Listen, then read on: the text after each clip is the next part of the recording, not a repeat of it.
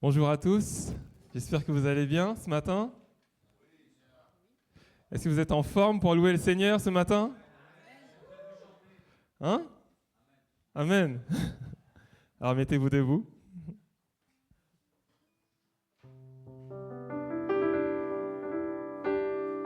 On va le remercier pour tout ce qu'il a fait ce matin.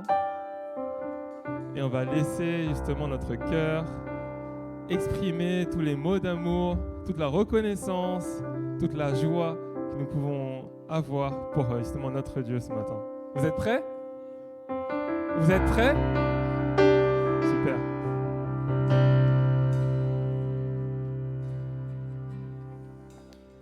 On va faire résonner le nom de Jésus. Avant de commencer, est-ce que à 3, on peut tous ensemble faire résonner le nom de Jésus et faire trembler les murs? On va crier Jésus à 3. Avec tout le monde. 1, 2, 3. Jésus! On va faire ça 3 fois. Jésus! Jésus! On est là aujourd'hui pour honorer, glorifier, élever le nom de Jésus. Alors on va faire résonner son nom tous ensemble. Que ton nom résonne. Que ton nom résonne.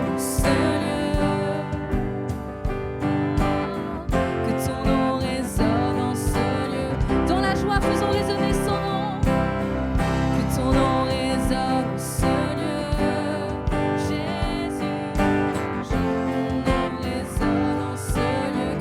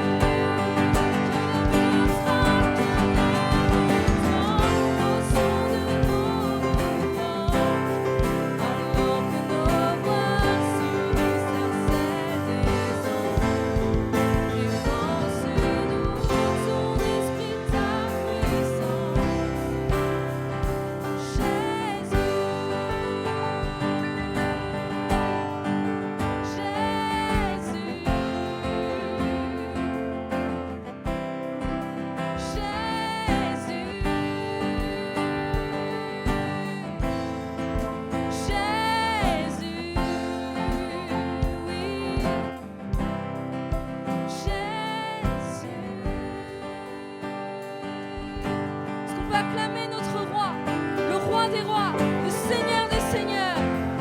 Il n'y a personne comme toi, Seigneur Jésus. Il n'y a personne qui est semblable à toi.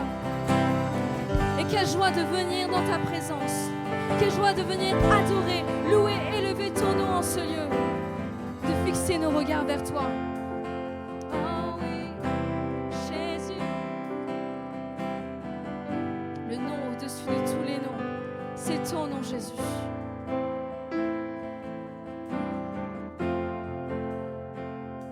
En ce moment même, nous voulons fixer nos regards, diriger nos cœurs vers toi, Jésus.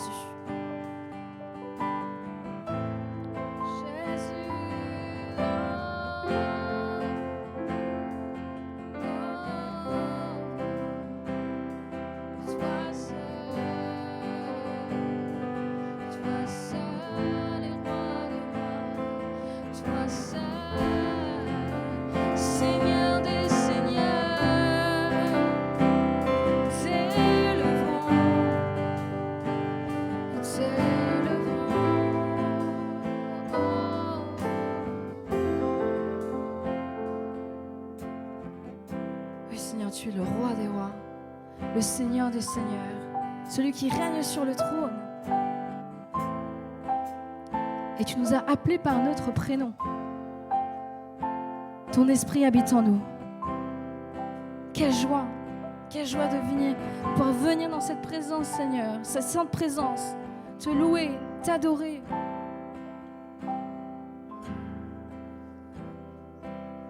On veut juste te dire, Seigneur, que tu es digne.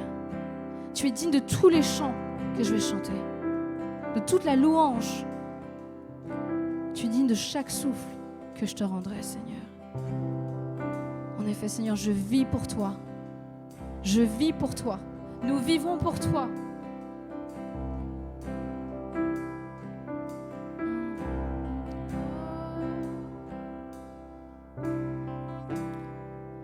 Digne de tous les chants que je chanterai,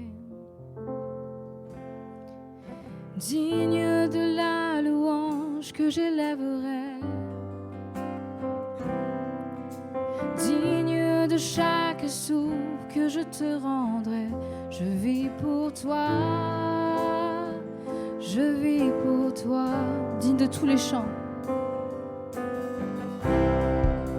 digne de tous les chants que je chanterai,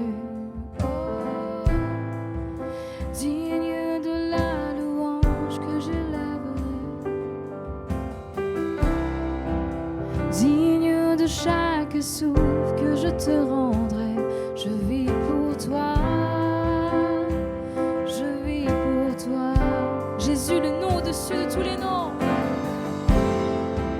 Jésus, le nom au-dessus de tous les noms.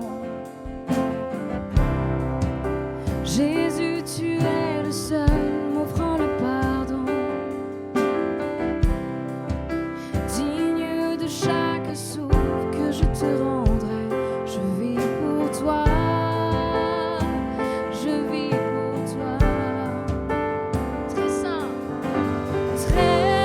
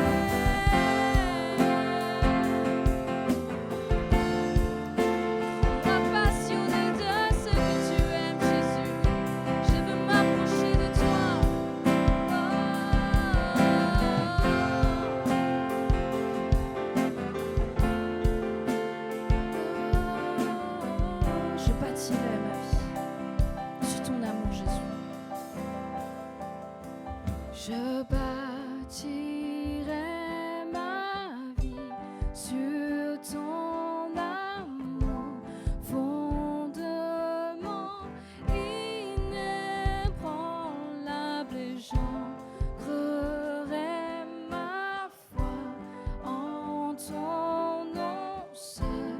Non, je ne tremble, je bâtirai ma vie sur ton amour, fondement inébranlable, et j'ancrerai ma foi en ton nom seul. Non, je ne tremble. On va déclarer: je bâtirai ma vie sur ton amour, fondement inébranlable, et j'ancrerai ma foi en ton nom seul. Non, je ne tremble, je bâtirai ma vie. Je bâtirai ma vie sur ton amour, fondement inébranlable, j'ancrerai ma foi en ton nom seul. Non,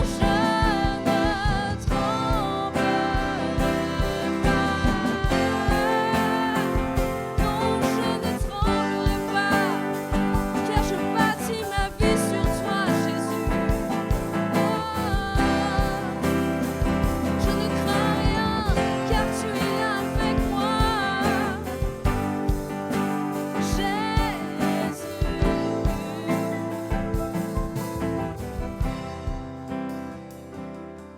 Je bâtirai ma vie sur ton amour, fondement inébranlable, et j'ancrerai ma foi en ton nom seul. Non, je ne tremblerai pas.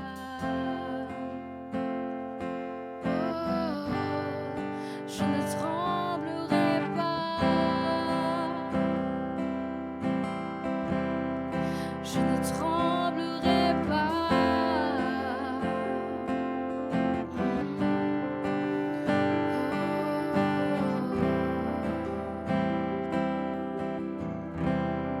Je vous invite dans ce moment à proclamer cela sur votre vie, que vous ne tremblerez pas. Je ne tremblerai pas, car notre fondement est Jésus-Christ. Ma fondation, c'est Jésus. C'est seulement Jésus.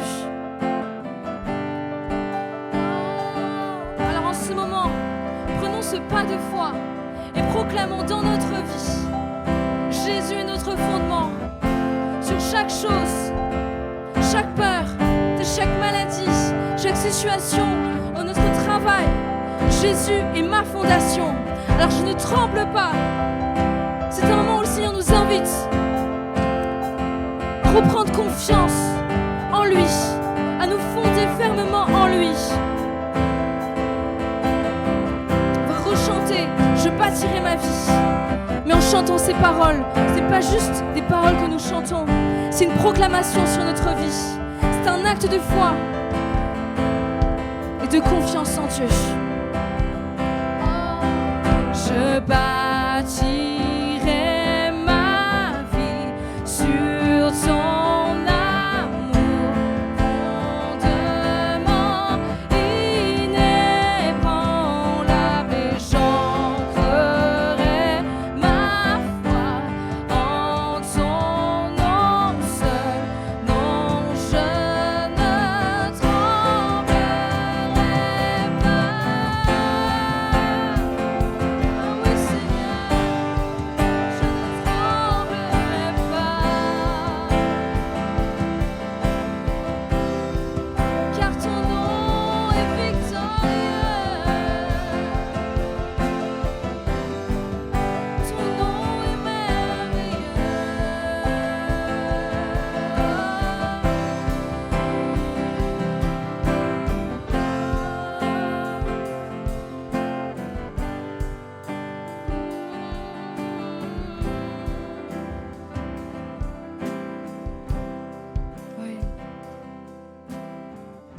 Pourquoi trembler?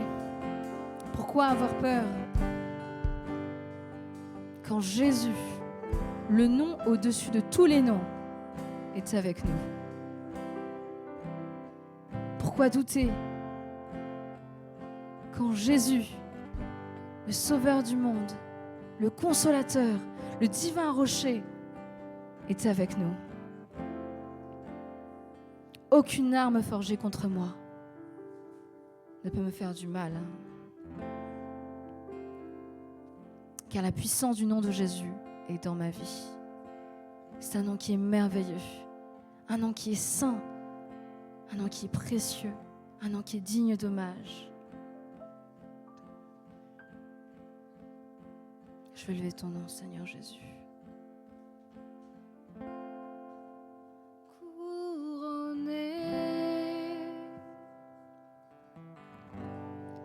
Rayonnant de majesté, tout l'univers proclame ta grandeur.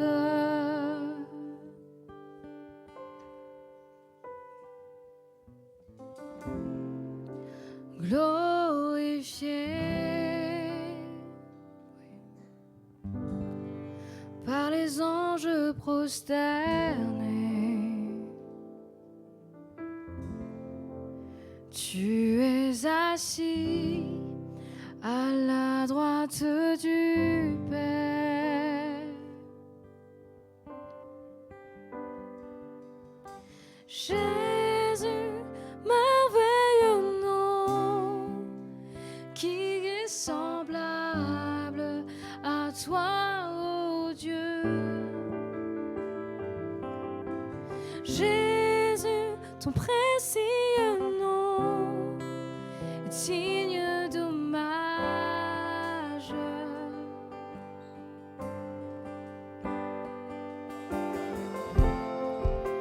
Captivé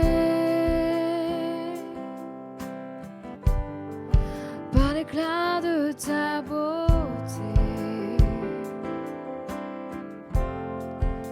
nos voix s'élèvent pour te rendre gloire. Captivés, nous sommes captivés, captivés par l'éclat de ta beauté. Nos voix s'élèvent pour te rendre gloire. Jésus, merveilleux nom. Jésus, merveilleux nom, qui est semblable à toi, ô Dieu. Jésus, ton précieux nom, digne d'hommage. Jésus, Jésus, merveilleux nom, qui est semblable à toi, ô Dieu. Jésus, ton précieux nom est digne d'hommage. Consolateur, divin rocher, libérateur, prince de la paix, Dieu créateur, Fils bien-aimé, Roi serviteur, Seigneur couronné, commencement, ultime fin, soleil levant, étoile du matin, Dieu tout-puissant, Dieu trois fois saint, Sauveur vivant, Maître souverain, consolateur, consolateur,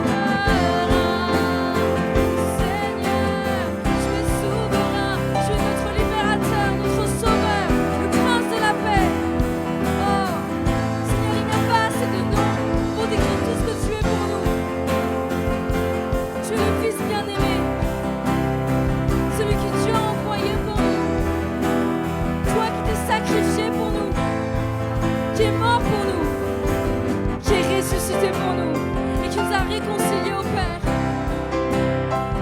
Seigneur, tu es tout pour nous. Tu es tout pour nous.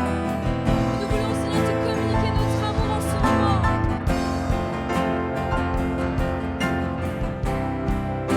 Oh, Jésus, Jésus, je t'aime. Jésus, je t'aime.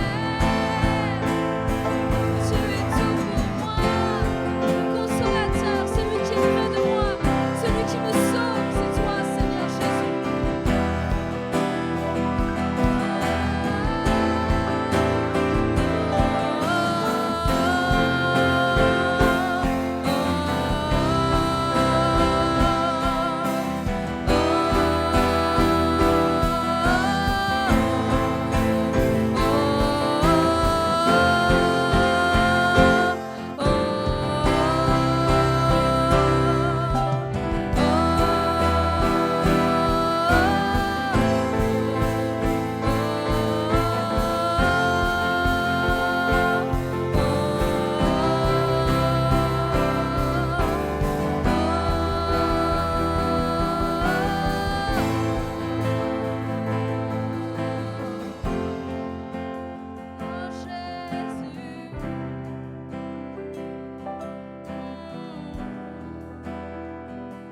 Divin rocher, c'est toi.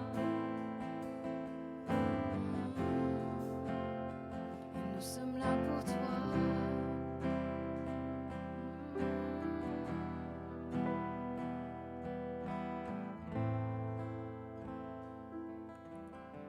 En effet, un enfant nous est né, un fils nous a été donné, et la souveraineté reposera sur son épaule. On l'appellera merveilleux conseiller, Dieu puissant, Père éternel, Prince de la paix. Seigneur, nous voulons te remercier parce que tu es venu en ce monde pour nous apporter, Seigneur, cette paix. Tu es venu en ce monde, Seigneur, pour nous conseiller. Et tu as été admirable en tout ce que tu as fait, Seigneur, sur cette terre. Tu n'as point commis de péché, Seigneur. Malgré le fait que tu étais tenté en tout, Seigneur, tu nous as montré un exemple. Comment marcher sur cette terre. Tu nous as laissé aussi ta parole. Et plus que ta parole, Seigneur, tu nous l'as montré, mais tu as été vraiment réel. Tu as vécu, tu nous as montré une application concrète de cette parole dans cette vie. Je t'ai prie de nous aider à la suivre, Père. Je t'ai prie de nous aider à continuer de persévérer. Si nous nous en détournons, tu es fidèle et juste et tu es là pour nous ramener. Je te remercie pour toutes les fois où tu nous as aussi ramenés à toi. Merci, Seigneur, pour ce temps. Merci, Seigneur, pour ces moments. Merci, Papa, pour la grâce, encore une fois, que tu nous donnes et qui nous est réservée. Merci pour tout, Papa. Amen. J'ai invité tous les enfants à rejoindre Imagine Kids. Et nous, on va pouvoir passer un temps dans la Sainte Seine.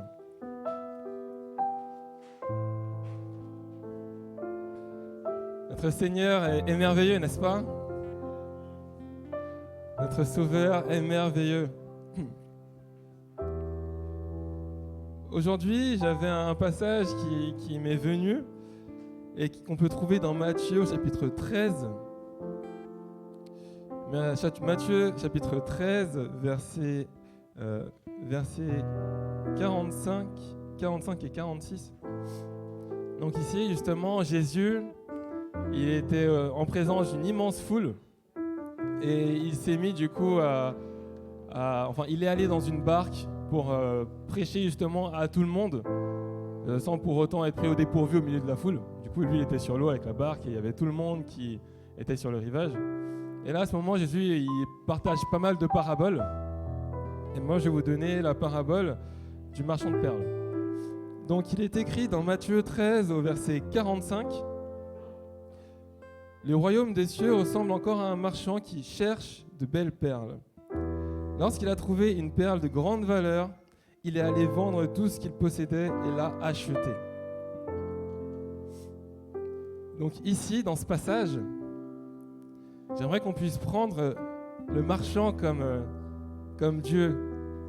Comme Dieu qui a décidé justement d'envoyer son Fils unique ici sur cette terre afin de nous racheter. Il est écrit dans ce passage qu'il il est allé vendre tout ce qu'il avait pour acheter justement cette perle qui possédait une grande valeur. Mais je ne suis pas sûr que dans ce monde, ici, même si on a une perle de grande valeur, est-ce que quelqu'un serait prêt à tout vendre? Surtout si cette personne est la plus riche du monde. Cette personne est la plus riche du monde et il voit une seule perle de grande valeur et il va vendre ses ultra yachts, il va vendre ses grandes villas qu'il a dans tous les 4 coins du monde, il va vendre aussi toutes ses possessions, tous ses chevaux, toutes ses belles voitures, tout ça pour juste une perle de grande valeur. Enfin, je crois que notre Dieu, il nous a vus avec une valeur qui dépassait l'entendement. Il nous a créés, il a voulu nous avoir près de lui. Il a voulu que nous ayons cette relation. Et malgré toutes les choses qui peuvent être parfois brisées dans nos vies, il nous veut quand même. Parce qu'il ne nous voit pas à cet état où nous sommes cassés, mais il nous voit déjà dans notre plein potentiel et dans tout ce que nous pourrons aussi accomplir pour lui. Et moi, là, dernièrement, lorsque c'était la fête des amoureux, là, la Saint-Valentin, pas tout le monde l'a fête, etc. Mais moi, je m'étais dit, tiens, je vais aller offrir une belle rose à ma belle, à ma princesse. Donc, voilà, je vais pour en acheter. Et là, je vais pas mettre comme à la place de Dieu ou quoi, mais bon, je suis là un peu comme ce marchand qui recherche des perles. Là, je cherche une belle rose. J'en prends une, puis je vais à la caisse et là, je me dis, je regarde encore un peu. Et là, il y en a une que je vois et je me dis, non, c'est celle-là que je veux. Du coup, je laisse l'autre rose, je prends celle que je voulais. Et là, à la caisse, une fois que j'y suis, je lui donne la rose. Et une fois que je lui donne, elle commence à me préparer, puis ensuite elle me dit, ah non, mais la rose, elle n'est pas bonne. Il faut aller en prendre une autre. Et là, elle commence à la jeter, à la mettre de côté. Je fais, c'est celle-là que moi je veux. Comment ça, tu veux la jeter? Et elle me dit, mais non, mais elle est cassée, la tige, regarde, elle est cassée. Je fais, mais coupe la tige. Moi, je veux cette rose. Elle était tellement belle, et j'aimerais qu'on l'affiche juste cette rose. Elle est magnifique. Elle est juste magnifique. Mais quand je l'ai vue, cette rose, je me suis dit, non, c'est celle-là. Et elle voulait juste la jeter. Alors qu'il n'y en avait aucune autre que je trouvais aussi belle. Tu peux arrêter. Et en plus, ce qui est archi cool, c'est que en fait, ça fait déjà 1 semaine et tout que je lui ai donné la rose. Et elle est toujours pratiquement nickel. Il y a juste une pétale qui est un peu en train de faner, mais elle est nickel. Je ne sais pas si ça résonne en toi, mais j'aimerais te dire que le regard que j'ai sur cette rose, c'est le regard que Dieu porte aussi à ton égard. Parfois, on a juste envie de se jeter. Parfois, on a juste envie de se mettre de côté. Mais Dieu, il dit non. C'est toi que je veux. Dieu dit non. Je te prends. Peu importe où tu iras. Tu vas te mettre dans une poubelle, je ne sais pas où. Dieu, il va venir te prendre. Il va venir te chercher. Et c'est l'amour qu'il a pour nous. C'est l'amour qu'il a pour nous. En effet, rien nous séparera de son amour. Rien. On va partager la Sainte Seine ensemble.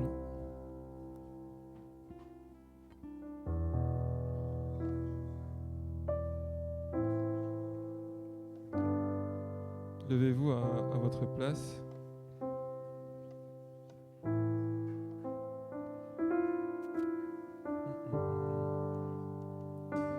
Je me permets. On va prier ensemble.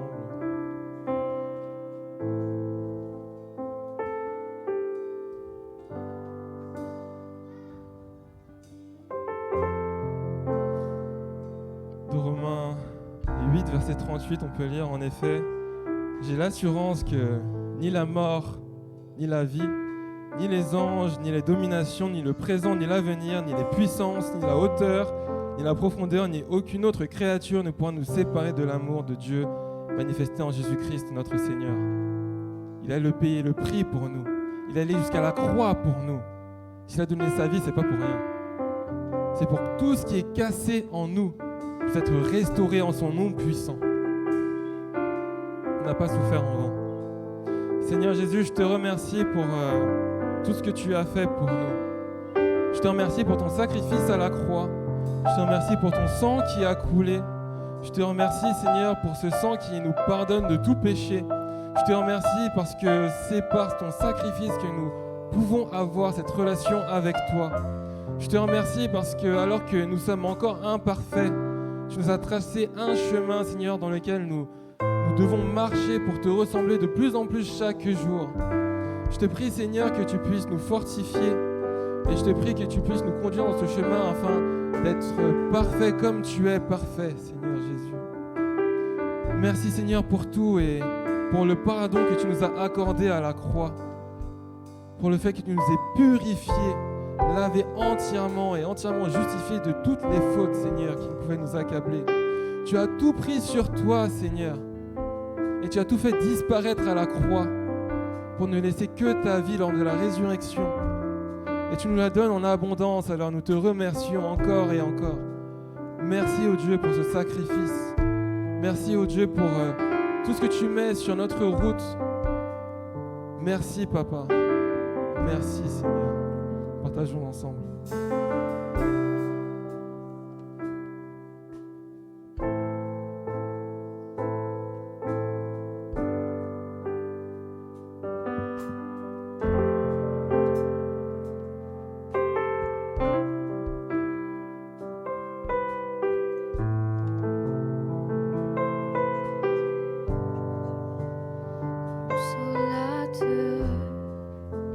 Divin rocher, libérateur, prince de la paix, Dieu créateur, Fils bien-aimé, roi serviteur, Seigneur couronné, commencement, ultime fin, soleil levant, étoile du matin, Dieu tout-puissant, Dieu trois fois saint, sauveur vivant, maître souverain.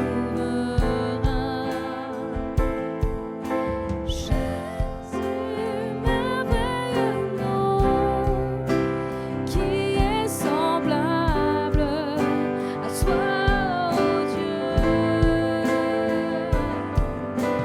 Jésus, ton précieux nom est digne d'hommage.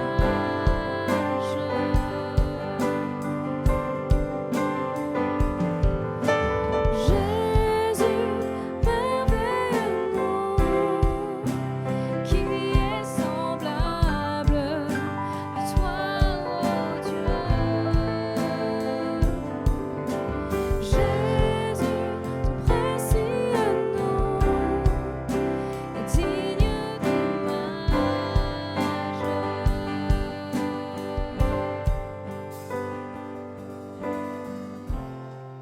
Amen.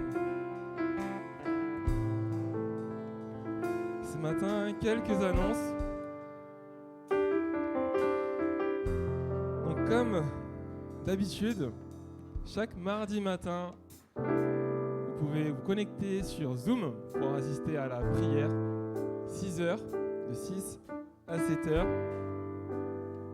Il faut savoir que le vendredi 7 mars, vous pouvez le noter dans votre agenda, nous aurons également maison de prière. Donc, n'hésitez pas à venir, c'est vraiment un temps spécial que nous passons ensemble pour débuter le mois au travers de la louange, d'encouragement, mais aussi de prière. Donc n'hésitez pas à venir, cela vous fortifiera. Normalement, il y a un visio aussi pour la maison de prière. Maison de prière, tu vois. Ok. Donc sinon, on a aussi un QR code. Je peux laisser le QR code sinon. Et sur ce QR code, si vous le scannez, vous pouvez essayer dès maintenant de le scanner. Vous allez pouvoir retrouver le culte de la semaine, mais également des informations concernant la vie de l'Église. Donc n'hésitez pas à le scanner, même à le prendre en photo, comme ça vous pourrez y retrouver toutes les informations. Il est également présent à l'accueil, présent devant l'église, présent aussi juste avant la salle des kids. Donc il est présent partout, normalement vous devrez vous y retrouver. Ce qui paraît, il y a un petit bug sur le QR code, mais il va être résolu, ne vous inquiétez pas. Prochainement. On va passer un temps aussi très important de notre culte, le temps de dîmes et offrandes. N'hésitez pas à donner si vous avez préparé pour le Seigneur. On va partir sur un autre chant, nous. Et puis, n'hésitez pas à donner avec joie. Mettez-vous debout, chantez et faites part de votre joie à notre Seigneur. Amen. Je chanterai de tout cœur les merveilles de mon papa Yahweh. Il m'a ôté des ténèbres, il m'a délivré de tout péché. Je chanterai de tout cœur les merveilles de mon papa Yahweh. Il m'a ôté des ténèbres, il m'a délivré de tout péché. Mon papa est fidèle, il ne m'abandonne jamais. Je n'ai plus rien à craindre, car Yahweh m'a délivré. Je suis dans la joie, une joie immense. Je suis dans l'émotion, car Yahweh m'a libéré. Je suis dans la joie, une joie immense. Je suis dans l'émotion, car Yahweh m'a délivré.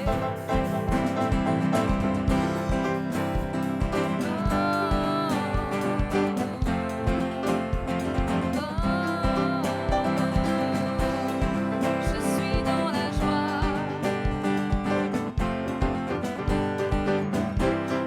Ensemble louons le Seigneur, il est vivant.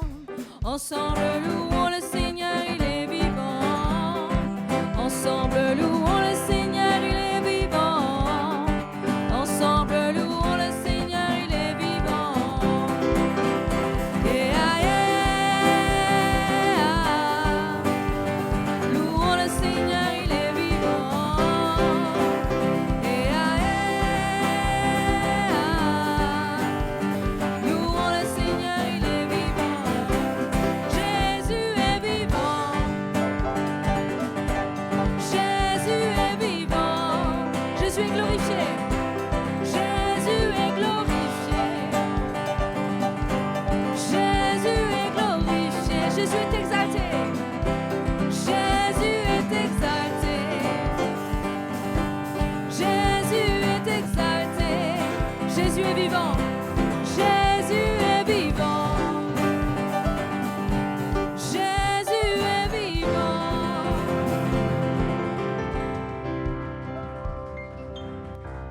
Amen.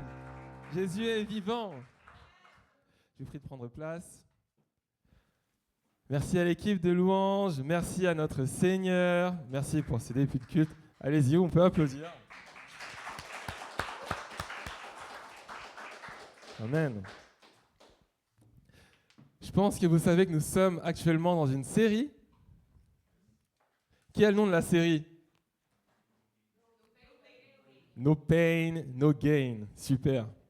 Aujourd'hui, l'orateur du jour sera Gaël Grenoy. Il va nous présenter son message pour poursuivre la série. Gaël, si tu peux venir, vous pouvez l'accueillir chaleureusement.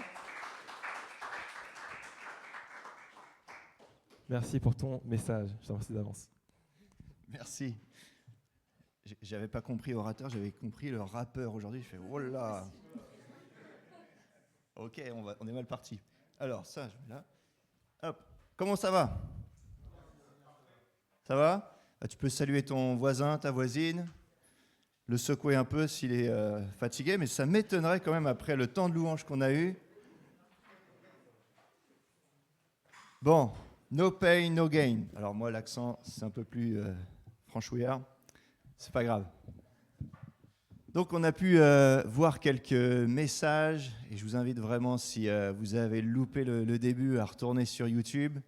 Il n'y a pas de problème. Allez voir les messages précédents. Et dans mon introduction, je vais quand même rappeler les points importants sur ces messages, en espérant vous donner envie d'aller les voir, parce que je ne vais pas tout vous donner. Hein. Mais no pain, no gain, c'est si on veut progresser, il va falloir transpirer un peu. Et il y a des choses qui font mal, mais c'est pour notre bien. Quel est le gain à la fin? C'est d'avoir cette couronne de victoire que Jésus va nous remettre de ses mains. Il va nous remettre une récompense. Et on va régner avec lui pendant 1000 ans. On va avoir l'éternité avec lui. C'est ça le gain à la fin. C'est ça que l'on peut gagner. Et oui, il a tout fait à la croix. Oui, lui, il a transpiré aussi du sang. Il a donné sa vie pour nous. C'est par grâce que nous sommes sauvés.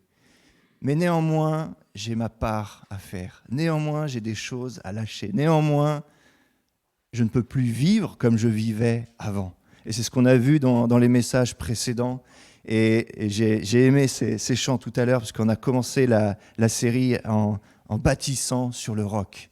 Je veux bâtir ma vie sur Jésus. Je ne veux pas bâtir ma vie sur le sable, sur les choses que je sais faire, que je connais, que le monde me propose. Je veux bâtir ma vie sur Jésus-Christ. C'est ça que je veux. Parce que je sais que les épreuves vont venir. Les épreuves, elles viennent sur la maison qui est construite sur le roc. Elles viennent aussi sur la maison qui est construite sur le sable. La tempête vient, malgré tout. On va avoir des épreuves, on va avoir des choses difficiles à vivre. Des choses terribles qui peuvent nous arriver. Et on ne sait pas de quoi demain sera fait. Et je ne pense pas qu'on va vivre... il y a des changements au niveau internationaux qui arrivent, mais je ne veux pas être dans la crainte de voir ce qui arrive. Je ne veux pas avoir peur de ce que vont faire ou non les grands de ce monde. Non. Je veux bâtir ma vie, je veux bâtir ma confiance sur Jésus-Christ, qui lui ne bouge pas. Amen. Ça, c'était le premier message. La réconciliation au lieu de la colère.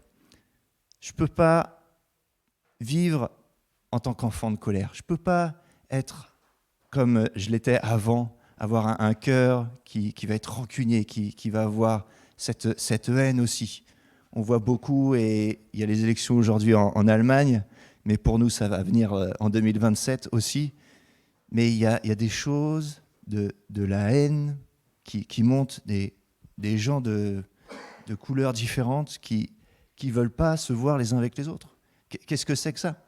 Est-ce que je vais laisser la colère monter en moi, ou est-ce que je veux être un enfant de la lumière, un enfant de Dieu qui veut faire les choses autrement? On a vu aussi que l'humilité au lieu du jugement. Bon, ça, c'était la meilleure prédication, c'était Sarah. Elle était bien, hein? Bon, j'en ai pris pour mon compte aussi. Mais être humble plutôt que juger.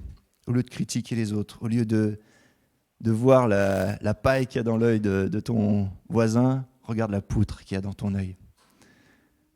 Je vous invite à revoir vraiment cette prédication. Vous pouvez zapper quand je parle. La pureté au lieu de la convoitise, ça c'était la semaine dernière avec Pascal, et là il nous a défiés aussi. Et oui, on est dans un monde qui va nous proposer tout un tas de choses merveilleuses pour notre bien-être, pour notre confort. Et moi, qu'est-ce que mon cœur veut? C'est ça. Qu'est-ce que ma chair veut? C'est ça. Elle veut du confort, elle veut être bien, elle veut être tranquille, qu'on la laisse tranquille, bien manger, bien boire, faire ce que je veux, ou sur Internet. Mais non, en tant qu'enfant de Dieu, j'ai aussi un cœur qui doit être renouvelé, qui doit être touché par Dieu. Il y a quelque chose qui pousse, qui germe en moi, qui vient de Dieu. Et on doit aussi s'éloigner de la convoitise, avoir un cœur pur. Pour être proche de Dieu, il faut avoir un cœur pur. Donc dans cette série No Pain, No Gain, l'objectif, c'est de développer le caractère de Dieu, de ressembler toujours plus à Christ. Et ce matin, le message est intitulé « L'intimité au lieu de la reconnaissance des hommes ». Être proche de Dieu est important d'avoir une relation sincère avec Dieu. Je ne peux pas faire semblant. Je ne peux pas faire les choses pour avoir une reconnaissance des hommes. Mon objectif, mon état de cœur ne peut pas être je veux faire les choses pour être bien vu des autres. Je ne peux pas faire les choses pour avoir une place, pour être au-dessus des autres. Mais je veux faire les choses parce que Dieu me l'a demandé de faire comme ça. C'est écrit dans sa parole. Je veux suivre ce qui est écrit dans sa parole. Je veux suivre ses préceptes. Et je veux m'incliner sur ce que Dieu veut faire de moi, de ma vie. Dans cette pureté de cœur, dans l'obéissance de la parole de Dieu. Et on s'est appuyé sur cette série sur 3 chapitres de l'évangile de Matthieu. Vous vous rappelez duquel ? Dans Matthieu ? Le sermon sur la montagne, ouais. Et en s'appuyant sur ce que Jésus a prêché sur cette montagne, et j'aurais bien voulu y être, parce qu'on l'a un peu sur The Chosen, mais je pense que ça devait être quand même impactant de voir cet homme parler à une foule entière, parce qu'il est dit que, oui, il prêchait pas comme les autres. En fait, il y avait une autorité que même les gardiens de la loi, enfin les pharisiens, n'avaient pas. Et je pense que ça devait être impressionnant de voir cet homme donner des choses totalement nouvelles et de bousculer notre esprit comme ça. Et franchement, j'aurais bien voulu être là. Mais on a quand même ces 3 chapitres, à partir du chapitre 5 au chapitre 7. Et c'est vraiment pas limité à un événement social ou politique, mais c'est vraiment, ça révèle que le caractère que les disciples doivent manifester. Il montre les qualités que les disciples de Jésus doivent avoir, ce sermon. Et à manifester, pas juste le dimanche matin quand je viens et qu'on se salue les uns et les autres, mais dans ma vie quotidienne, dans ma vie au travail, dans ma vie de famille, sur tous les pans de ma vie.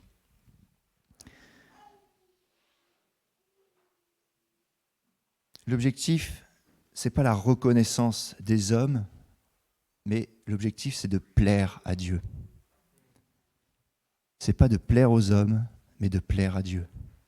Je ne veux pas être reconnu des hommes, je veux être reconnu par Dieu. Plaire à Dieu, pas aux autres. L'objectif ultime de notre vie ne doit pas être la recherche de la reconnaissance des autres, bien que, je vous l'avouerai, je pense qu'on est tous, moi le premier, à vouloir être bien vu des autres. Je vais vous avouer un petit truc quand même que je fais, que je faisais, je fais peut-être encore un peu des fois. Mais parfois, je vous donne un exemple, dans une salle d'attente, je sais pas, il y a un bouquin sur la table ou quoi, c'est un truc sur la technologie ou quoi, peu importe. S'il y a des gens autour, je vais regarder les autres, et puis pour me donner un peu de courage, je vais compter jusqu'à 10. C'est bête, hein ?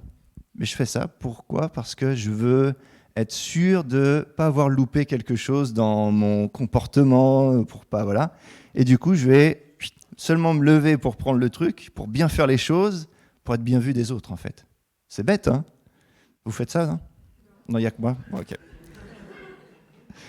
Bon, c'est un petit exemple comme ça. Mais ce qu'il y a, c'est que on a tous tendance à vouloir être bien vu des autres.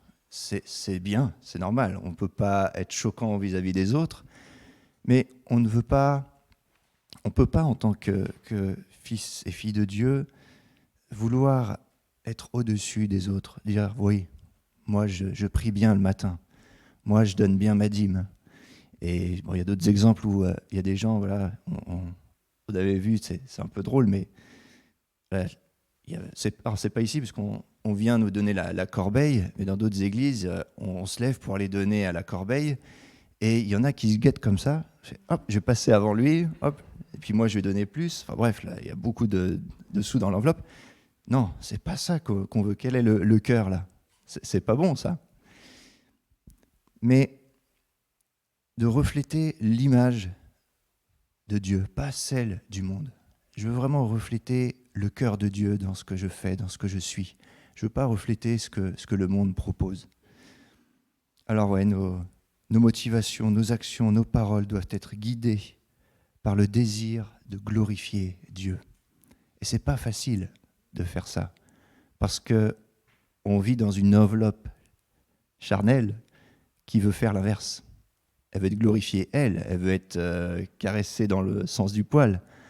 Mais ça va être difficile pour nous de faire les actions pour honorer Dieu.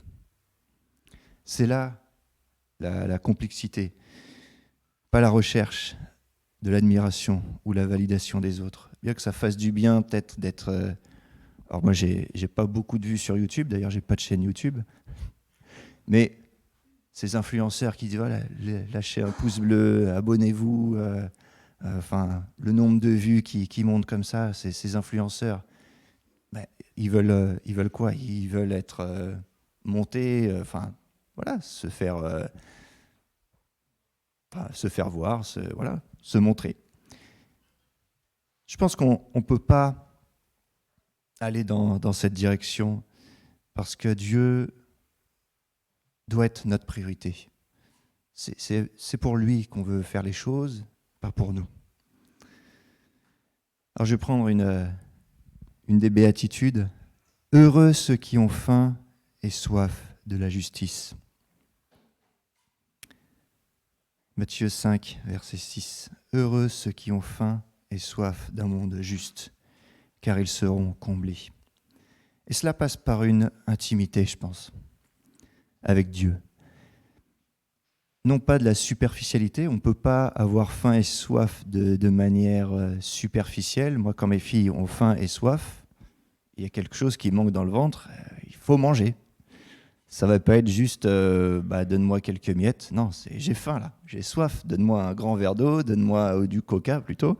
Mais j'ai soif, j'ai faim. On ne peut pas être superficiel dans la faim et soif de la justice. C'est-à-dire qu'avoir faim et soif de la justice, ça nécessite une relation profonde avec Dieu, par des actions qui ne soient pas superficielles. Cette faim et soif ne peuvent pas être étanchées par des actions ou par une religiosité. Ça va nécessiter vraiment cette connexion intime avec notre Dieu.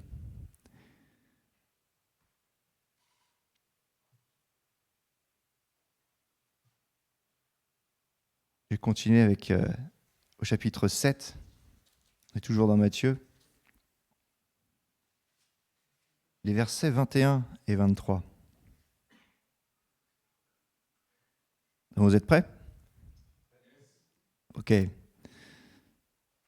Ce ne sont pas tous ceux qui me disent « Seigneur, Seigneur » qui entreront dans le royaume des cieux. Et ce matin, on a proclamé le nom de Jésus. Amen. Et Jésus lui-même dit, ce n'est pas ceux qui vont me proclamer mon nom qui entreront dans le royaume des cieux.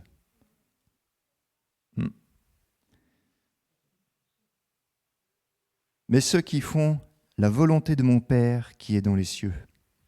Au jour du jugement, beaucoup me diront, Seigneur, Seigneur, n'est-ce pas en ton nom que nous avons été prophètes ? N'est-ce pas en ton nom que nous avons chassé des démons ? N'est-ce pas en ton nom que nous avons accompli de nombreux miracles ? Alors je leur déclarerai, je ne vous ai jamais connus. Allez-vous-en loin de moi, vous qui commettez le mal. Aïe, ça, j'aime pas. J'aime pas parce que le Seigneur peut me dire, en arrivant devant lui, je te connais pas.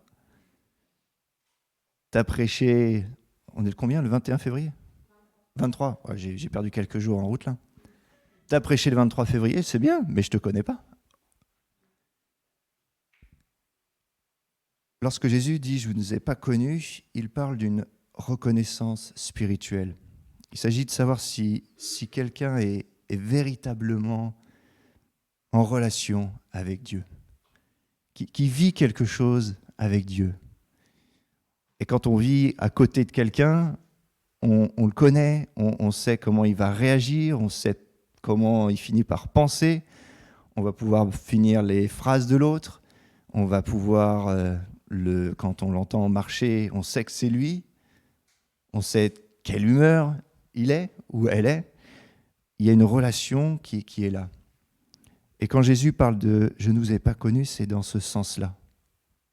Il n'y a pas une connaissance. Oui, on peut connaître la Bible par cœur sans connaître Jésus. On peut connaître sa parole, on peut connaître ce qu'il a fait, on peut connaître qui il est, quels sont ses noms, qu'est-ce qu'il a fait. On peut connaître plein de choses, mais sans avoir cette intimité avec lui. Et c'est là où Jésus nous met en garde. C'est là où Jésus met un point d'honneur sur cette intimité qu'il doit y avoir entre lui et nous. Cette communion spirituelle.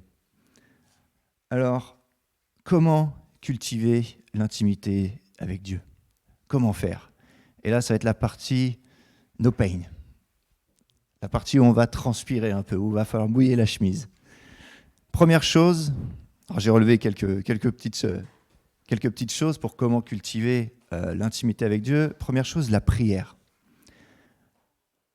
Après avoir mis en garde contre l'hypocrisie sur le sermon sur la montagne, on va pas relire, mais Jésus montre que il peut y avoir des prières superficielles, il peut y avoir des prières comme ça pour même se faire montrer des autres pour dire « Waouh, qu'est-ce qu'il prie bien !» Il utilise des mots que je ne connais pas, c'est bien. Non. Jésus met en garde avec force vraiment contre l'hypocrisie, les choses qui sont superficielles, comme on va gratter un petit peu et on va voir en fait c'est plaqué or, ça vaut rien, c'est de la camelote, c'est dommage. Il nous enseigne de prier avec sincérité, avec humilité, avec persévérance, de pouvoir continuer sans arrêt à prier encore et encore, à ne pas lâcher le morceau. Et de pouvoir être dans ces temps de prière aussi avec le Seigneur, de pouvoir non pas seulement, je mets des guillemets, pleurer après Dieu, mais de pouvoir aussi dire, la prière c'est un peu une discussion. Moi je parle, mais Dieu parle aussi à mon cœur. C'est de pouvoir aussi s'arrêter et de dire, bon voilà, tu connais mes problèmes, tu connais mes souffrances, mais je veux écouter aussi ce que toi tu as à me dire sur ce sujet-là, ou sur un autre sujet, ou pour quelqu'un d'autre. Mais c'est une relation, c'est pas unilatéral, c'est pas que dans un seul sens. Il doit y avoir un échange. Et la prière, ça doit être un échange. Franchement, on ne peut pas vivre une vie de prière seulement à pleurer les choses de Dieu. Parce qu'en plus, Dieu, il va nous dire, mais ça y est, je t'ai déjà tout donné, arrête de pleurer, ça y est, j'ai déjà répondu, arrête de pleurer. Il nous a déjà tout donné. Mais on doit avoir cet échange, de pouvoir prêter attention à ce qu'il veut nous dire. Et Jésus nous montre un exemple de prière, et j'aimerais le prendre avec vous. On va peut-être l'afficher, parce que ma version, c'est Nouvelle Français Courant. Alors si tu peux mettre Matthieu 6, les versets 9 à 13, au vidéoprojecteur. Je ne t'ai pas prévenu, désolé. Sinon, vous avez une Bible, peut-être vous cherchez. On va aller alors c'est second 21, je crois. Alors, pardon, Matthieu 6, les versets 9 à 13. Parce que Jésus nous donne un exemple de comment prier. Après, il y en a qui connaissent par cœur. Raymond connaît par cœur, c'est bon? Donc, sans hypocrisie, Raymond connaît par cœur. C'est bon, tu l'as? Parfait.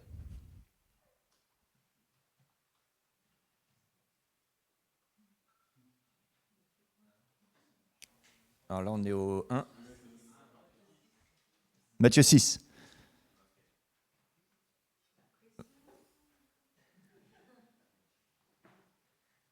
C'est pas grave, moi je lis dans ma version, mais c'est pas tout à fait les mêmes mots. Alors, après, c'est pas grave. Hein. Mais je voulais qu'on puisse le lire ensemble.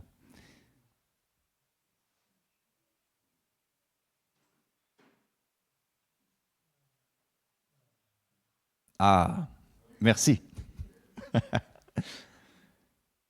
Oui, genre Jésus l'a enseigné à ses disciples, et là, sur cette montagne, il va l'enseigner à toute une foule.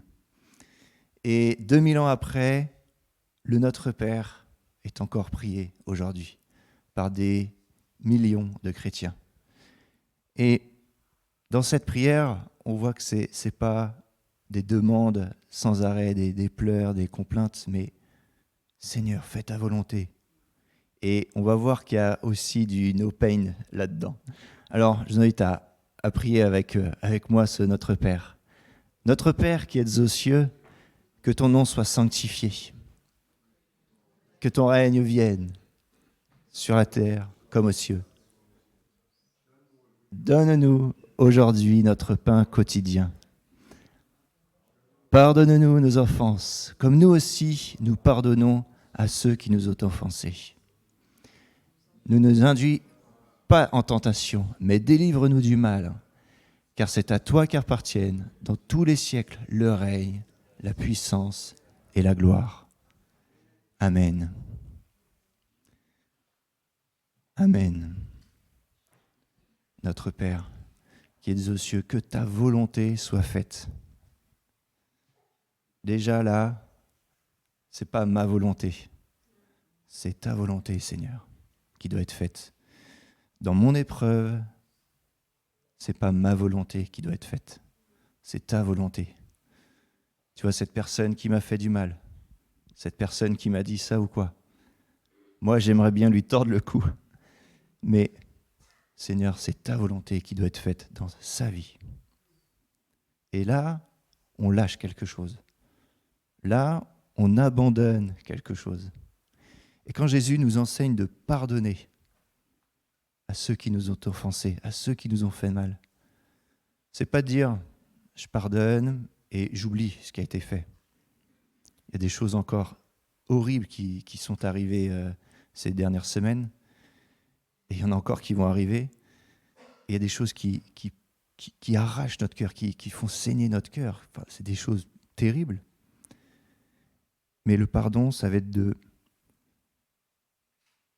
donner la personne vraiment dans les mains du Seigneur, au meilleur endroit pour elle. Et ça peut être une chose terrible qui a été faite. Mais le pardon, ça va être de dire, je te pardonne, mais je veux te mettre là où tu es le mieux. Je veux te placer dans les bras de Jésus, pour que Jésus fasse ce qu'il veut de toi. Pour que Jésus fasse ce qu'il veut de toi. Jésus, lui, il veut sauver, il veut aimer. Mais je veux te donner le meilleur. Et en pardonnant, en faisant cette démarche, on va lâcher quelque chose. Alors qu'il mériterait pour certains ouais, je ne vais pas parler de peine de mort, mais si, il y a certains, on aimerait que la peine de mort soit là. On ne peut pas toucher à des enfants comme ça, c'est pas possible. On ne peut pas faire des choses horribles. Il y a des choses qui ne sont pas possibles, qui peuvent nous rendre folles. Mais on choisit de pardonner, de remettre la personne dans les mains de Dieu.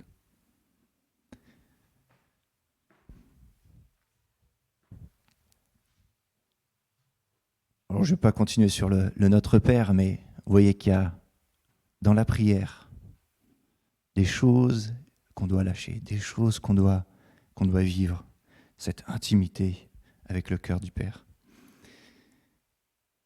On l'a vu la semaine dernière, deuxième chose de comment cultiver cette intimité avec Dieu, c'est la pureté du cœur. La pureté du cœur permet de voir Dieu. Si j'ai le cœur pur, j'ai un voile qui est enlevé et je peux voir Dieu. Je vais voir Dieu agir. Parce que je vais pas être brouillé par ce qu'il y a dans le cœur. Je vais pouvoir voir l'action de Dieu. Je vais pouvoir attribuer à Dieu ce que Dieu fait. Et ça, c'est fort parce que parfois, on va attribuer à Dieu des choses que Dieu ne fait pas. Et c'est injuste, c'est faux. Parce qu'on est éloigné de Dieu, parce qu'on ne connaît pas Dieu, parce qu'on n'a pas cette intimité avec Dieu. On va pouvoir lui attribuer des choses qu'il ne fait pas, ou ne pas lui attribuer des choses qu'il fait. C'est bête, c'est dommage. Mais d'avoir cette pureté de cœur, ça va impliquer de se détourner vraiment des choses qui vont casser, qui vont brouiller, qui vont salir notre cœur. Et je vous invite vraiment à revoir et à répondre à l'appel de la prédication de la semaine dernière. Troisième chose, être un témoignage. Un témoignage pour le Sauveur. Notre vie entière doit être un témoignage. Je ne peux pas sortir de là et être quelqu'un d'autre. Je ne peux pas aller demain au travail et être quelqu'un d'autre. Même si ça me coûte, même si c'est difficile de pouvoir dire que peut-être que je suis chrétien ou dire que non, je suis allé à l'église ce dimanche ou non, qu'est-ce que tu as fait ce week-end ? Je sais pas, j'ai regardé un match. Non, je ne peux pas dire ces choses-là. Je veux être un témoignage jour après jour. Et un témoignage, ce n'est pas seulement de dire les choses, mais c'est de faire aussi les choses en fonction de qui je suis, enfant de Dieu. Et être un témoignage, et j'aime prendre cet exemple un peu de la peur du gendarme.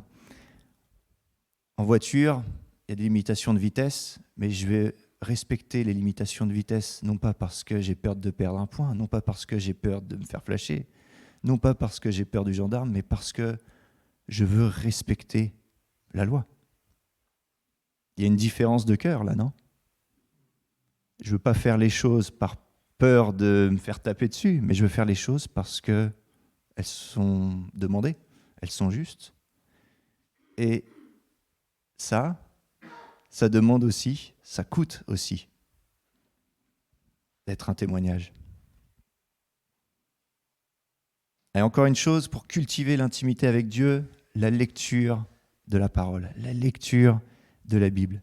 La Bible nous montre le chemin à prendre. Elle va nous conduire des ténèbres à la lumière. Et on ne peut pas se passer du plan, en fait. Moi, j'ai reçu encore des choses. Bon, c'était un hélicoptère. Bon, il est un peu cassé. Ma mère a trouvé ça. J'ai donc un hélicoptère à la maison, radiocommandé. Mais je ne peux pas me passer de la lecture du manuel, en fait. Bon, au final, il ne marche pas. Mais avant cela, j'ai quand même lu le manuel. Je ne vais pas faire sans le manuel. Ou alors, si je n'ai pas le manuel, je vais chercher le manuel. Ou alors, là, j'ai découvert l'application magique Citymapper. Je ne sais pas si vous l'avez. C'est magnifique, ça. Je ne peux pas me passer de ça pour voir tous les plans. Là, je débarque dans la vie parisienne, aller travailler sans ma moto. Parce que elle est derrière, du coup, sans réservoir. Je vais la bouger un jour, hein, ne vous inquiétez pas.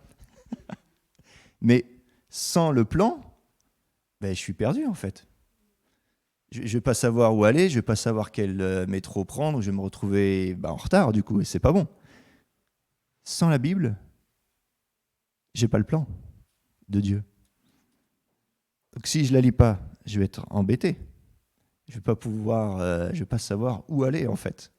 Que faire ? Quel doit être mon témoignage ? Je vais pas savoir comment prier. Je vais pas savoir quelle doit être ma relation avec Dieu. Donc toutes ces choses qui sont dans la Bible, si je l'ouvre pas, si je la médite pas, si je fais pas les choses, si je lis pas ces paroles, je vais pas pouvoir le faire. Et j'ai déposé Sarah et Lida à l'aéroport jeudi après-midi. Et Lida nous racontait, parce qu'elles sont parties donc en Argentine, elles vont bien, il y a du soleil, il fait beau. C'est l'Argentine. Hein.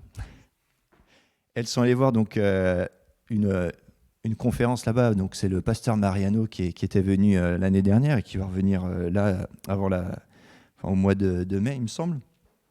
Et ce pasteur, en fait, on avait été avec Pascal l'année dernière donc pour cette conférence d'une semaine sur l'Apocalypse. Et il lit du premier verset jusqu'au dernier verset. Alors après, on l'a fait un petit peu à l'ITC.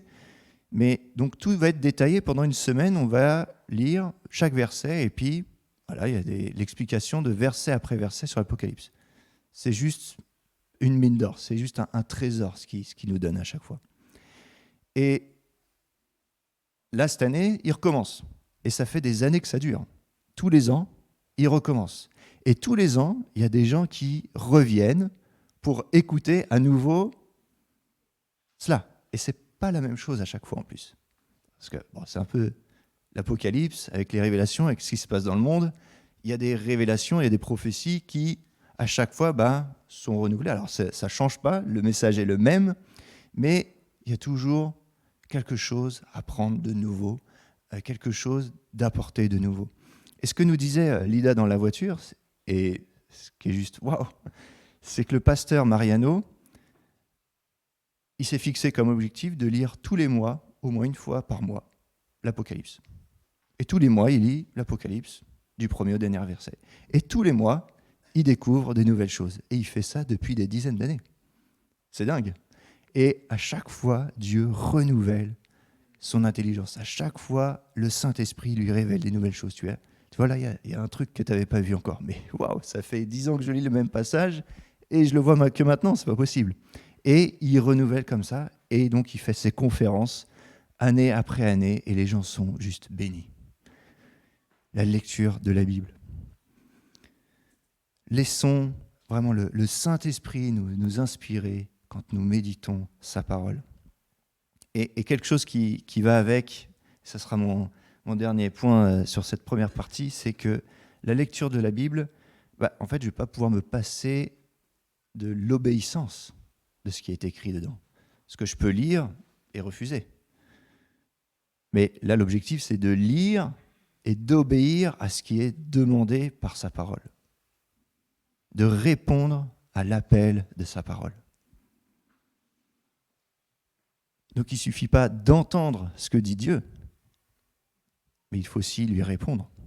Et c'est pour ça qu'à la fin des prédications, on fait un appel. C'est pour vous laisser l'occasion de répondre à la parole de Dieu. Ce n'est pas de me répondre à moi ou de répondre à Pascal ou à Clément quand il fait un appel, non. C'est de pouvoir vous répondre à ce que dit la parole de Dieu. Est-ce que je suis en accord avec ce que dit Dieu? Alors, oui, je m'avance, je prends cet appel. Après, je ne vous dis pas de vous lever à chaque appel, mais vraiment, s'il y a quelque chose qui résonne dans votre cœur, n'hésite pas à te lever. N'aie pas honte du regard des autres. Ne regarde pas les autres se lever non plus. C'est quelque chose entre toi et lui. C'est quelque chose de personnel, d'intime. Et c'est là aussi où je ne veux pas avoir le regard des autres aussi sur mon intimité avec Dieu. Et si on n'ose pas, parce qu'on a peur du regard des autres, comme moi qui reste assis sur ma chaise à compter 1, 2, c'est bon, je me lève. Non. Là, on risque de louper quelque chose, c'est trop triste. Donc, 5 choses, la prière, la pureté du cœur, être un témoignage, la lecture de la Bible et l'obéissance à la parole. Voilà comment cultiver l'intimité avec Dieu. Et on voit là que c'est dur de faire ça. C'est la partie no pain. C'est la partie qu'on n'aime pas trop. Parce que ça nous dérange, parce que ça nous bouscule, parce que la chair, parce que l'ennemi est en opposition avec ça. Mais la vie par la foi nous amène à faire ces choses. Et on n'est pas tout seul. Parce que si j'étais tout seul à devoir faire ces choses-là, par mes propres forces, c'est loupé direct. C'est pas possible. Mais parce que Dieu a mis son Saint-Esprit en moi, alors je peux faire ces choses-là. Et comme tout à l'heure, je ne vais pas respecter la loi, la limitation de vitesse par la peur de la sanction, mais parce que je veux la respecter, et je veux la respecter parce que le Saint-Esprit qui est en moi me pousse à vouloir la respecter. Et là, c'est totalement différent. c'est plus facile. Et comme le dit Jésus, son fardeau est doux et léger. Venez à moi, vous qui êtes fatigués. Mon fardeau est doux et léger. Et ça va être facile de pouvoir cultiver cette intimité avec Dieu. Alors oui, il y a des pièges à éviter. Donc je vais énumérer rapidement ces pièges, mais celui qui est revenu plusieurs fois, c'est l'hypocrisie. Jésus met en garde contre l'hypocrisie. Alors qu'est-ce que c'est ? Ça consiste à apparaître spirituel à l'extérieur, mais au final, à l'intérieur, c'est naturel. Donc quand on gratte un petit peu, c'est l'idée du toc, c'est du plaqué or, on gratte un peu, ça vaut rien en fait, en dessous c'est juste du métal qui va rouiller, quoi. C'est dommage. Donc Jésus nous met en garde contre l'hypocrisie. Il veut qu'il y ait une véritable transformation intérieure. Parce que tout part du cœur, comme on l'a vu, et c'est de l'intérieur que va ressortir aussi ce qui est bon. Il veut que notre foi soit authentique, que notre foi soit sincère, et non une simple façade destinée à impressionner les autres. Vous savez, moi j'aime beaucoup les westerns. Dans les westerns, il y a toujours le héros, le cow-boy là, qui est tout seul contre 100 Indiens, et puis il demande à son copain, ils sont combien ? Ils sont une centaine. Et nous, on est combien ? On est 2. Ok, on y va. C'est génial. Et puis ils se prennent une balle, et puis voilà. Et puis ils finissent par gagner quand même. Ça, c'est complètement absurde, mais j'aime ça. Les westerns, j'aime beaucoup. Alors Sarah, beaucoup moins. Donc je les regarde tout seul. Mais du coup, dans les westerns, ce que je voulais pas en venir là, c'est qu'il y a des villes dans les westerns. Et l'ambiance dans les villes, j'aime trop, je sais pas, j'aime bien. Et on a des super maisons là. Et on a des grandes façades avec des moulures, les peintures blanches, les écritures, et c'est écrit, voilà, c'est magnifique, des trucs, c'est beau quoi. Et en fait, quand on regarde derrière, c'est juste une cabane en bois. Et puis il y a juste là une grande façade comme ça. Vous avez déjà vu ? Et puis derrière, c'est juste une cabane un peu miteuse. Voilà, c'est pas super quoi. Et puis parfois même il y a des films où on voit les façades tomber comme ça, et puis tu vois qu'il n'y a rien derrière. Donc, c'est juste des façades. Donc tu as l'impression d'être dans une super grande ville. En fait, c'est juste des façades comme ça. C'est juste de l'hypocrisie quoi. C'est du décor de cinéma.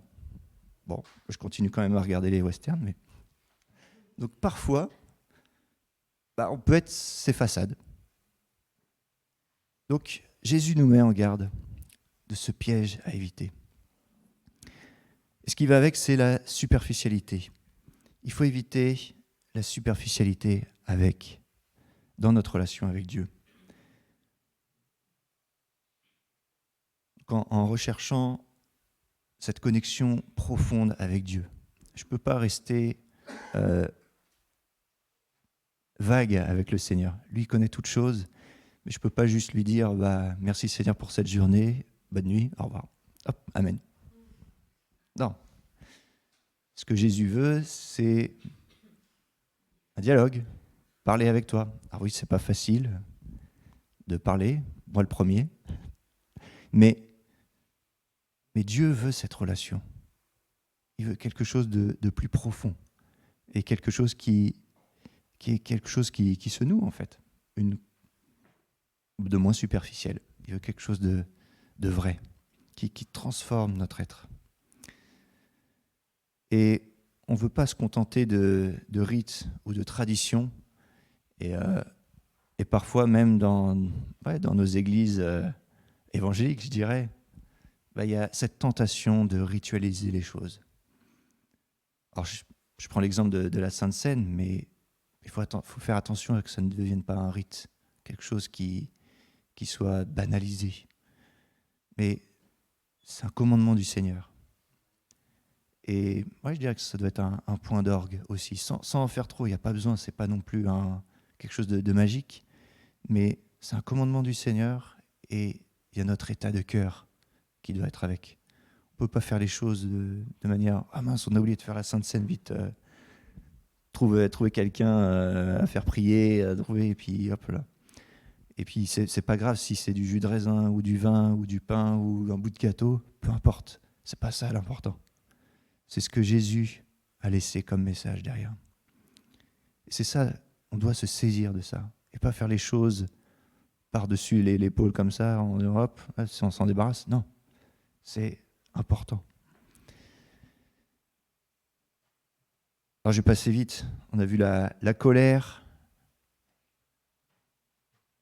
Parce que cette colère peut nous consumer de l'intérieur et vraiment nous casser l'intimité avec Dieu. Ça, je vous renvoie à la prédication aussi qu'on a vue. Et je vois deux autres aussi, le jugement. Pareil, la prédication. Crucial de ne pas porter de jugement hâtif, de condamnation. Mais ça aussi, c'est un piège qu'il faut éviter. La convoitise qui peut prendre vie dans notre cœur. Il faut donc veiller à l'état de son cœur. Là aussi, c'était la prédication de la semaine dernière. Mais tout ce qu'on a vu avant les 3 prédications précédentes, c'est comme des pièges qu'il faut éviter de tomber dedans. Et je veux vous le rappeler aussi ce matin, parce que c'est important de ne pas le sortir de l'esprit, mais de le garder justement à l'esprit, qu'il y a des pièges qui sont tendus pour que l'on chute. Et Dieu est bon. Il veut nous tendre la main, et nous rattraper, nous sortir de là où on est, de la boue où on peut être tombé. Parce que, oui, la convoitise est là, je suis dans un corps d'homme encore, et tant que je vivrai, il y aura de la convoitise autour de moi, et je pourrais tomber. Et Dieu veut me garder, et je veux que Dieu me garde de cela, ou de la colère, du jugement. Je veux être gardé de cela. Je sais que c'est des pièges qui sont tendus, je sais que je vais peut-être retomber, mais je sais que Dieu me tend la main. Alors maintenant, les raisons de développer l'intimité, parce qu'on a vu un peu le no pain, et s'il n'y a pas de gain, ça ne sert à rien. Je ne vais pas faire les choses pour rien. Donc, quelles sont les raisons de développer l'intimité avec Dieu ? Et je vais finir avec ça. Nous sommes appelés à être le sel de la terre, la lumière du monde. Notre attitude morale et notre séparation du mal va influencer notre entourage. En développant le caractère de Dieu en nous, on devient une influence positive dans ce monde. On devient quelqu'un qui va être vu des autres, non pas pour être au-dessus des autres, pas pour être reconnu des autres, mais être vu comme quelqu'un qui est différent. Il y a quelque chose qui est différent. Et en fait, c'est juste Jésus qui est reflété dans ma vie. Et la gloire ne va pas me revenir à moi, puisque moi, je ne fais rien pour ça. Mais je suis le sel et la lumière du monde. C'est Jésus que l'on voit au travers de moi. C'est Jésus que l'on voit au travers de chacun d'entre vous. Et c'est pour ça qu'il y a des choses qu'on ne fait pas et que les autres remarquent, pourquoi tu ne fais pas les choses comme ça ? C'est pas normal. Tu n'es pas comme les autres. Oui, parce que Jésus vit au travers de moi.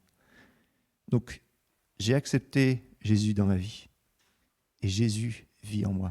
Donc, c'est normal que les autres voient les choses.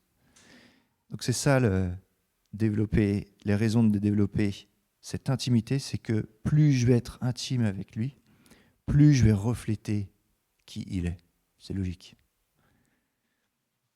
Donc notre attitude morale, notre séparation du mal, notre amour pour les autres vont avoir un impact sur notre entourage et vont pouvoir les conduire à changer eux-mêmes de vie.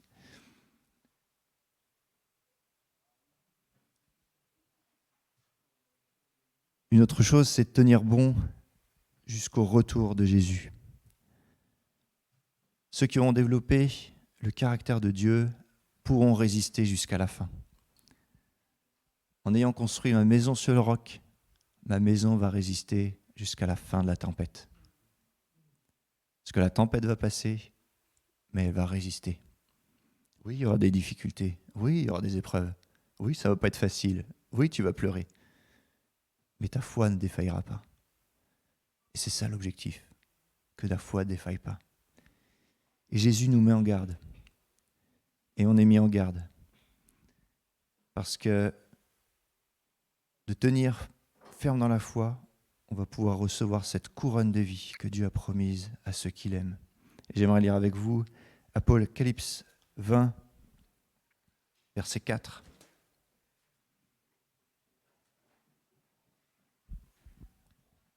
Apocalypse 24.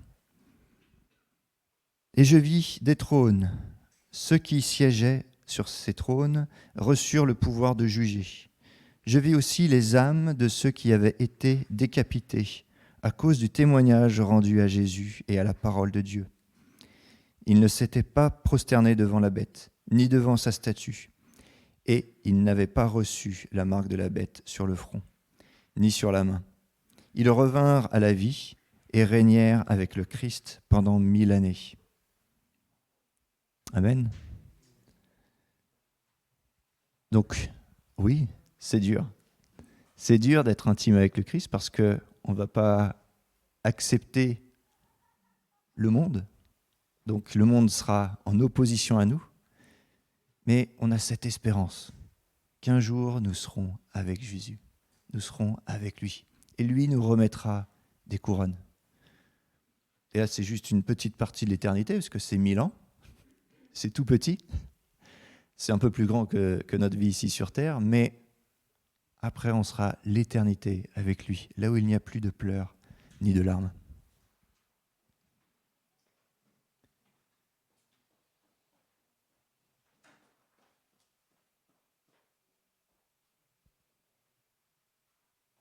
Faire une différence dans ce monde et rendre gloire à Dieu.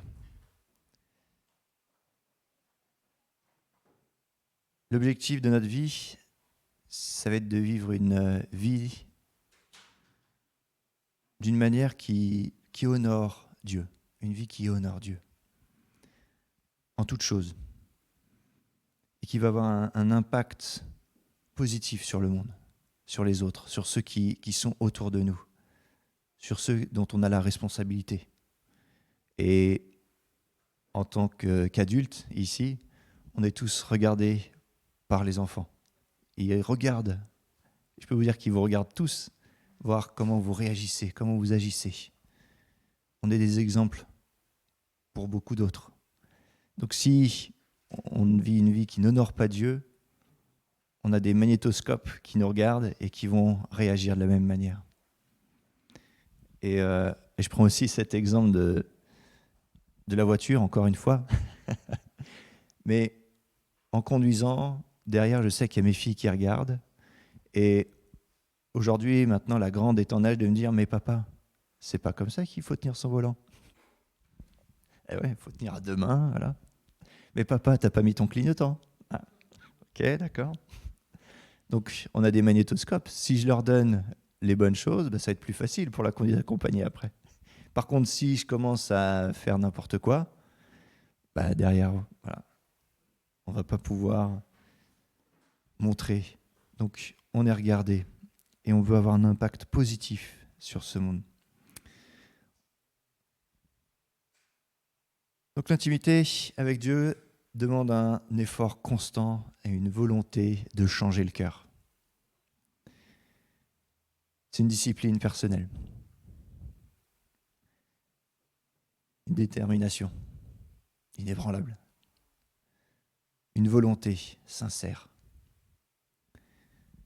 de changer, de grandir spirituellement, de ressembler toujours plus à Christ. Mais Dieu nous offre la force et la capacité de réaliser cela. C'est-à-dire que oui, ça va nous demander des efforts, oui, on va transpirer, mais Dieu nous donne la force de faire ça. C'est par la foi que nous allons pouvoir faire les choses. C'est pas par mes propres forces que je vais réussir à me lever mardi matin pour la prière. C'est parce que le Saint-Esprit va pouvoir me sortir du lit. Et même si je laisse ma caméra éteinte, parce que je somnole peut-être, ou je me prépare. Non, je me prépare, il faut que j'aille au boulot après. Mais Dieu nous donne la force. Dieu veut nous accompagner dans cela. C'est son désir de pouvoir nous raffermir les genoux, de pouvoir marcher dans sa volonté, sa grâce. Donc l'appel ce matin à laisser Dieu travailler nos vies, même si cela implique de la souffrance. Il est essentiel d'accepter cet appel que Dieu nous lance encore par ce sermon sur la montagne. Et il veut travailler dans nos vies, côte à côte, ensemble.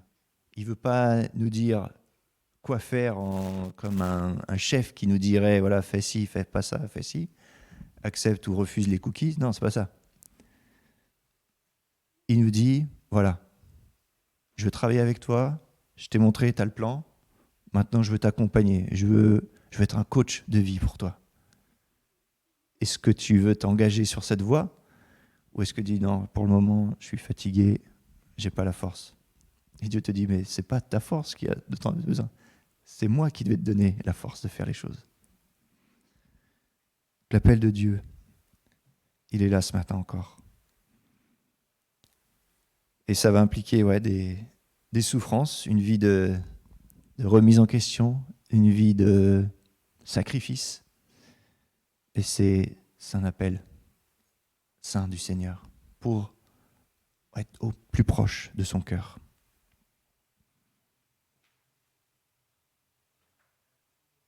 Donc nous avons la promesse que Dieu transformera nos vies si nous acceptons son appel. Et vraiment vivre avec cet espoir que Dieu répond à nos prières, que Dieu répond.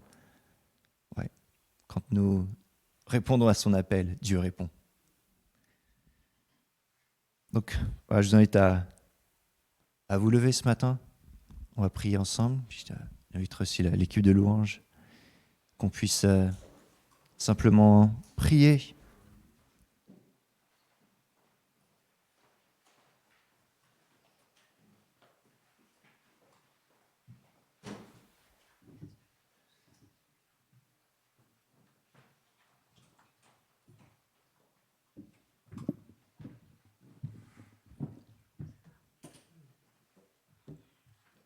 Alléluia.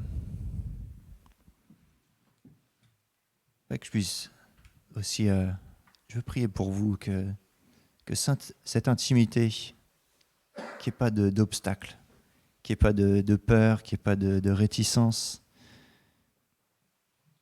à cause de, peut-être l'image que l'on va vouloir se faire de ce qui pourrait arriver, mais vraiment de pouvoir accepter simplement de s'abandonner au Seigneur, de dire Seigneur, ok, tu fais un appel, je réponds, j'abandonne ma vie, je te laisse faire.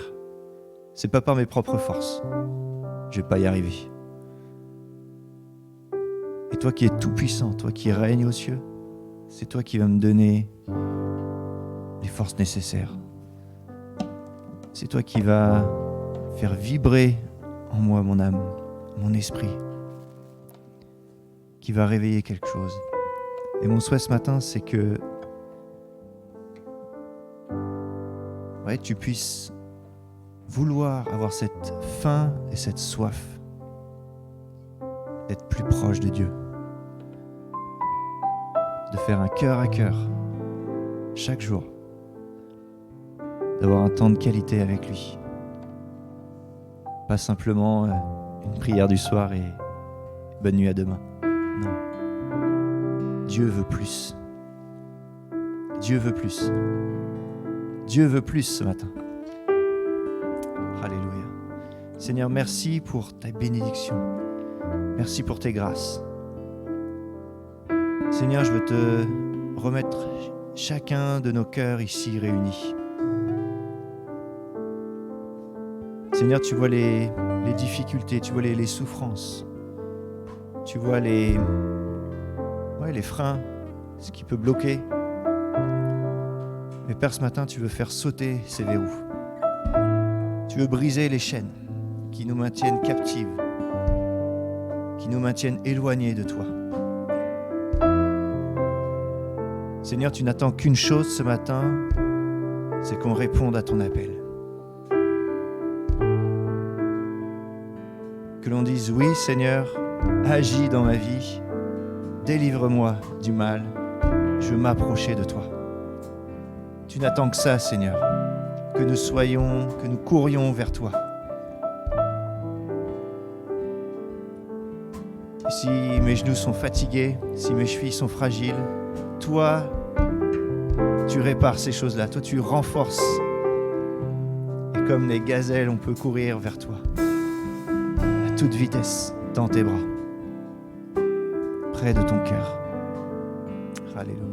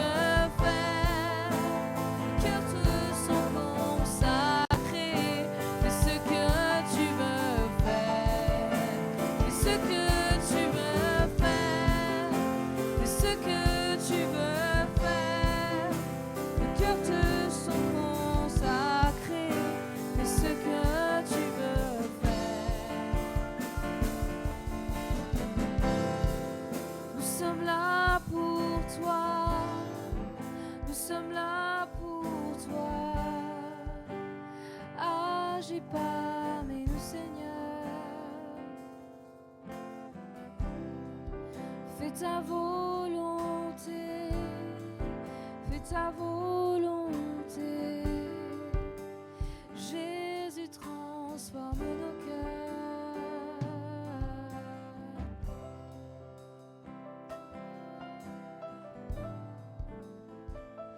Mais Seigneur, nous sommes là pour toi ce matin. Nous décidons, Seigneur, de vivre notre vie pour toi et toi seul. Si nous sommes ici ce matin, c'est que nous croyons en ce que tu as annoncé, c'est que nous croyons dans le fait que tu veux que tous soient sauvés, Père, que tu veux que nous soyons aussi dans cette dynamique, dans ce mouvement pour aller chercher, Seigneur, les âmes et les perdus.